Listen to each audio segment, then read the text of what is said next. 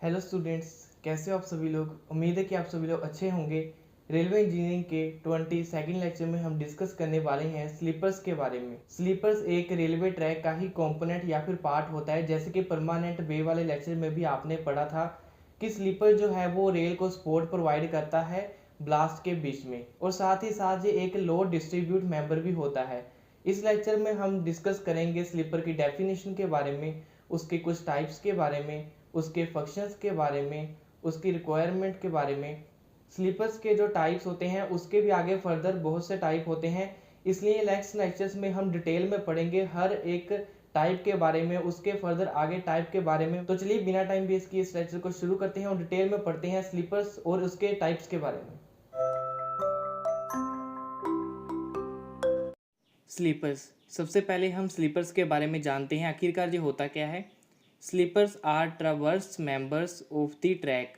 Sleeper एक traverse member होता है ट्रैक का। ट्रवर्स मीन कि ये लेंथ वाइज जो है चलता है, इसका जो सीक्वेंस होगा वो लेंथ वाइज जो है रिपीट होता जाएगा। जैसे आप इस इमेज में देख रहे हो, जैसे जैसे ट्रैक आगे जा रहा है वैसे वैसे स्लीपर का जो एक पैटर्न है वो चल रहा है साथ में। Placed under the rails to hold them in position. ये रेल के अंडर जो है प्लेस किया जाता है, यानी कि रेल के नीचे प्लेस किया जाता है ताकि ये रेल को अपनी पोजीशन में होल्ड करके रख सके। It also provide the support to the rails. ये रेल को सपोर्ट भी करता है, अगर ये नहीं होगा तो रेल्स हमारी जो है वो ब्लास्ट में चले जाएंगी, और एक्चुअली में रेल्स को लगाना इम्पॉसिबल है स्लीपर के बिना। नेक्स्ट है functions of sleepers. Maintain gauge, जे गोज को मेंटेन करके रखता है। Sleepers hold the rail and keep them in fix position. Sleeper मैंने आपको पहले ही बताया कि रेल को होल्ड करके रखता है, उसकी एक्चुअल पोजीशन जो होती है उसमें फिक्स करके रखता है ताकि वो अपनी जगह से हिले ना। Which is essential to maintain proper gauge through the track. Rail को होल्ड करना ज़रूरी है क्योंकि हमने एक प्रॉपर गोज प्रोवाइड किया होता है ट्रैक में। उस गोज को मेंटेन करने के लिए रेल को अपनी पोजीशन में फिक्स रखना ज़रूरी है, उसके लिए हम स्लीपर्स की मदद लेते हैं। नेक्स्ट है load transfer. Sleepers work as a load distribute member on a track. Sleeper एक लोड डिस्ट्रीब्यूट मेंबर की तरह काम करता है। जो हमारी ट्रेन का लोड होता है वो स्लीपर आगे डिस्ट्रीब्यूट करता है on the track. The train load is distributed on rail section is further transfer to ballast by sleepers. हमारी जो ट्रेन का लोड होता है वो रेल के ऊपर आता है। रेल के ऊपर आने के बाद जो वो हमारा लोड होता है वो स्लीपर के ऊपर डिस्ट्रीब्यूट होता है। स्लीपर के थ्रू जो हमारा लोड होगा वो ब्लास्ट के ऊपर या फिर पूरी की पूरी फॉर्मेशन के ऊपर डिस्ट्रीब्यूट होगा। थर्ड है position. Sleepers keep the rail section fixed in their proper position with the help of fastener and fixtures. Fastener and fixtures use होते हैं रेल को स्लीपर के ऊपर फिक्स करने के लिए। इसकी मदद से हम स्लीपर के ऊपर रेल को फिक्स कर सकते हैं, और रेल की जो पोजीशन हमने सेट की है वो उसी पोजीशन में फिक्स रहेगा जब तक कि हम उसे खोलेंगे नहीं, इसलिए ये उसकी पोजीशन को भी फिक्स करने में मदद करता है। फोर्थ फंक्शन है rail level. Sleepers maintain the proper level of rails on the straight and curve tracks. जैसे आपको पता है कि हमारे जो स्ट्रेट ट्रैक होते हैं उस पर तो रेल का लेवल सेम होता है, लेकिन जो कर्व ट्रैक्स होते हैं यानी कि जो मोड़ होते हैं ट्रैक के ऊपर, उसमें से हम आउटर रेल को जो है थोड़ा सा ऊपर उठा देते हैं ताकि हमारी ट्रेन जो है अच्छे से टर्न ले सके। वो लेवल को मेंटेन करने के लिए वो सब कुछ जो है स्लीपर उसमें मदद करता है ताकि जो हमने रेल का लेवल सेट किया है वो उसी लेवल में रहे, चाहे वो स्ट्रेट ट्रैक हो या फिर कर्व ट्रैक हो। फिफ्थ है stability. Sleepers provide stability to the permanent way, provide elastic medium between the rails and the ballast. जो हमारा स्लीपर्स हैं वो परमानेंट वे में स्टेबिलिटी प्रोवाइड करते हैं। स्टेबिलिटी मीन्स कि जो भी हमारे कंपोनेंट्स हैं रेल के वो उस जगह में ही रहे जहाँ पर हमने सेट किए हुए हैं।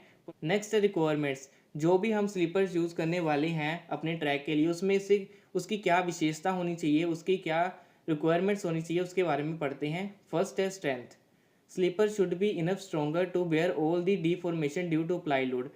हमारे स्लीपर पर जो है जो भी लोड या फिर डिफॉर्मेशन आती है, किसी भी तरह को उस पर जो है फोर्स लगती है, उस सभी फोर्स को वो बेयर कर सके, ऐसा हमारा स्लीपर होना चाहिए। सेकंड है economical. It should have economical cost. Costly sleepers can increase the overall cost of railway project. हम जो स्लीपर सेलेक्ट कर रहे हैं अपने रेलवे ट्रैक के लिए उसकी इकोनॉमिकल कॉस्ट होनी चाहिए। इकोनॉमिकल कॉस्ट मीन होता है कि हमारे जो स्लीपर की क्वालिटी अच्छी हो और उसका प्राइस ज़्यादा हाई ना हो। कॉस्टली स्लीपर जो होंगे वो हमारे रेलवे प्रोजेक्ट की ओवरऑल कॉस्ट को जो है इफेक्ट करेंगे। अगर हम ज़्यादा महंगे स्लीपर यूज़ करेंगे तो हमारे जो फंड हैं वो कम पड़ जाएंगे रेलवे प्रोजेक्ट के लिए। थर्ड है stability. It should be stable enough to keep the rails in a fixed position and maintain proper gauge. हमारे जो स्लीपर्स हैं वो स्टेबल होने चाहिए ताकि जो भी रेल को हमने पोजीशन प्रोवाइड की है और हमने उसका गोज प्रोवाइड किया है वो उसी गोज में फिक्स रहे, उसी पोजीशन में फिक्स रहे, इसलिए उसमें एक प्रॉपर स्टेबिलिटी भी होनी चाहिए स्लीपर्स में। फोर्थ है weight. It should have sufficient weight for stability. It should also need to be provide enough bearing area for rail. जो हमारे स्लीपर्स है उसका सफिशिएंट वेट होना चाहिए। अगर उसका वेट कम होगा तो वो स्टेबिलिटी प्रोवाइड नहीं कर पाएंगे ट्रैक के ऊपर। इसी के साथ उसमें इतना एरिया होना चाहिए कि जो भी रेल से स्ट्रेसेस फोर्सेस आ रही हैं उसे बेयर कर सके। फिफ्थ है fixing. It should have easy fixing procedure.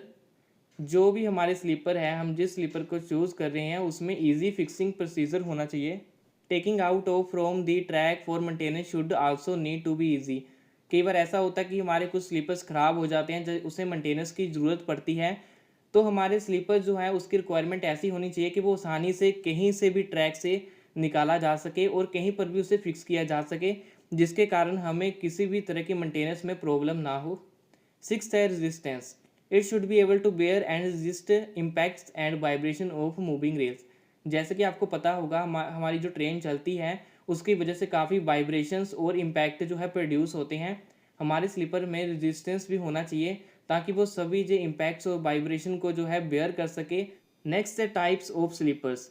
जहाँ पर मैं सिंपली आपको टाइप्स बताऊंगा स्लीपर के क्या होते हैं, उसे थोड़ा थोड़ा सा आपको मैं उसके बारे में जो है इंट्रोडक्शन दे दूंगा। नेक्स्ट लेक्चर्स में हम इन सभी जो टाइप्स के बारे में हैं डिटेल में पढ़ने वाले हैं, क्योंकि फर्दर आगे कुछ ऐसे टाइप्स हैं जिनके कि फर्दर आगे भी कुछ टाइप्स हैं, तो ये काफ़ी लंबा लेक्चर हो जाता है, इसलिए हम सिंपली सिंगल जो स्लीपर्स है उसके बारे में नेक्स्ट लेक्चर्स में पढ़ेंगे। तो शुरू करते हैं। पहला है वुडन स्लीपर। वुडन स्लीपर जो होता है वो टिम्बर यानी कि लकड़ी का जो स्लीपर होता है उसे कहते हैं। नेक्स्ट है स्टील स्लीपर्स।